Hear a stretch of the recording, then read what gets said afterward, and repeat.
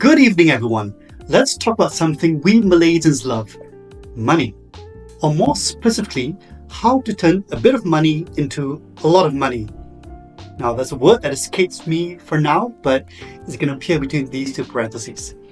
Just to remind you, if you enjoy this video, please like it, subscribe to my channel, and consider supporting me by sharing it with the friends that you like the least, because I assure you, this will be the start of their ruin. Now, back to today's topic.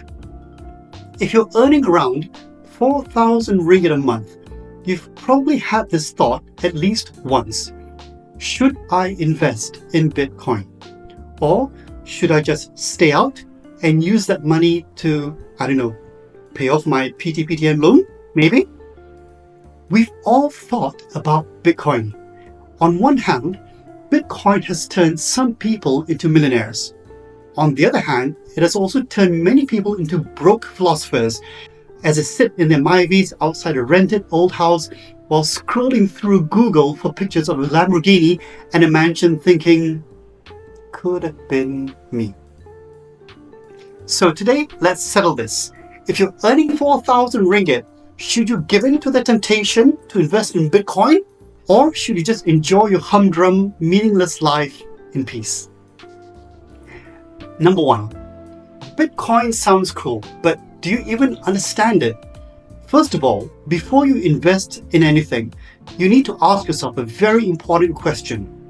Do you even understand what Bitcoin is? Because let's be honest, most of us don't. We just know that A, it's some kind of internet money. B, we can't touch it.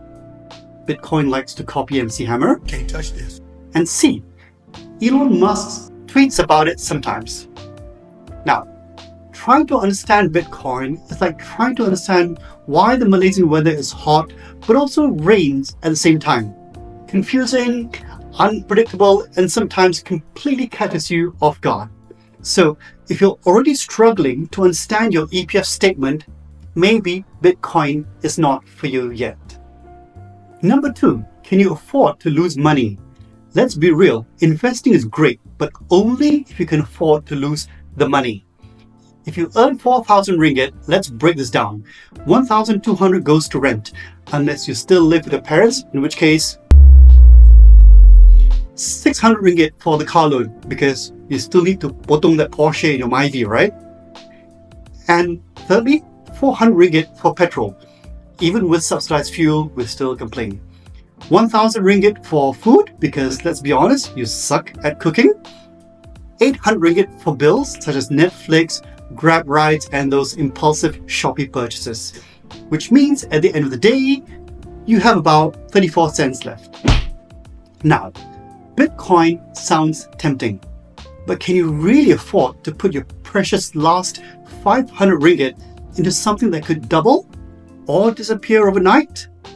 The answer is yes, because I have savings, then okay, maybe you're responsible enough. But if your answer is, I'll survive in mee goreng for a month if I lose that money, then, my friend, this is not the life strategy for you. 3. Are you emotionally stable enough for crypto? Bitcoin is not like ASB or EPF where you just put in money and chill. No, Bitcoin is a roller coaster ride with no seatbelts. One day it goes up 20%, you feel like a genius. The next day it drops 40%. You feel like, well, the stupidest, irrational, unluckiest person ever. Investing in Bitcoin means waking up at 3 in the morning just to check the price, Googling how to recover from financial mistakes at least once a week. If you're already stressed about paying your car loan, do you really need more emotional trauma? So, something you got to think about. Number 4, do you even have a backup plan? Here's a simple rule in investing. Only invest money you don't need immediately. So before you put your hard-earned 4,000 ringgit into Bitcoin, ask yourself, do I even have emergency savings? Can I survive 3 months without a salary? Do I have insurance? Because if you get sick, Bitcoin can't pay hospital bills? Do I already invest in something safer like ASB, tabung haji, or at least just a piggy bank? If you don't have these things yet, your financial plan is already at Bitcoin level risky. Maybe fix at first before jumping into crypto. 5. The FOMO trap, fear of missing out. You see all these YouTubers saying, I made 100K with Bitcoins in 2 months. Or if you're not in crypto, you're missing out. Or only broke people don't invest in Bitcoin. And suddenly you feel the peer pressure. But let's get real. Nobody talks about their losses. For every person who made 100K, there are 10 others sitting at the mama where they could have had a steak at Maria's Steak Cafe because they lost 100K. So don't fall for FOMO. If an investment doesn't make sense to you, it's okay to skip it. You can also, man up and sell cosmetics and skincare. 6. So, should you invest in Bitcoin? Alright, let's summarize. If you have extra money, understand crypto, you can handle stress, sure, go ahead. But if you're struggling to pay your bills and your financial plan is just see how first, then maybe focus on not being broke or bankrupt first.